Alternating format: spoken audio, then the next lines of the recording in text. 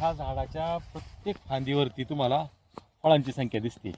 आणि सगळ्यात महत्त्वाचं छाटणीचं व्यवस्थापन कसं असायला पाहिजे हे सगळ्यात उत्कृष्ट झाड आहे. तुम्ही बघा ह्या झाडावरती जर तुम्ही बघितलं असाल तर प्रत्येक फांदीवरती सूर्यप्रकाश पडतोय आणि ज्या ठिकाणी सूर्यप्रकाश पडला आहे त्या ठिकाणून तुम्हाला कळी बाहेर निघालेली. झाड मोकळे आणि हे झाड मोकळं असल्या कारणामुळे तुम्ही ज्या काही फवारणी घेतलेल्या आहेत प्रत्येक फळापर्यंत तुमची फवारणी उभी आडवी सगळी जाते. आणि ज्यावेळेस तुमची फवारणी सगळ्या फळांपर्यंत जाते तुम्ही कलर शायनिंग पाहू शकतात.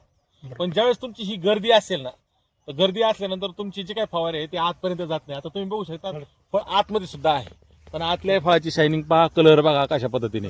हे जे सगळं शक्य होतंय हे तुमचं नियोजन खूप महत्वाचं आहे छाटणीचं. तर ह्या ठिकाणी आदर्श छाटणीचं एक जबरदस्त हे आहे. हे जे काही नियोजन असतं जर तुमच्या मुख्य काड्यांवरती सूर्यप्रकाश जर चांगला जर आला तर निश्चितच सांगतो तुमची फळांची धारणा याच्यावरती तुम्हाला खर्च करण्याची गरज पडत नाही. फुलं ऑटोमॅटिक निघतात आणि ते फळ सुद्धा मुख्य काडीला येतात. काडीकीची साईज बघा, प्रत्येक काडकीला जाडी बघा, प्रत्येक काडकीला येते फळ आणि फळ आतमध्ये आलेलं आहे शिवाय. तर हे सगळं तुमच्या छाटणीवरती खूप अवलंबून असतं. तर ह्या गोष्टीकडे लक्ष ठेवा. धन्यवाद.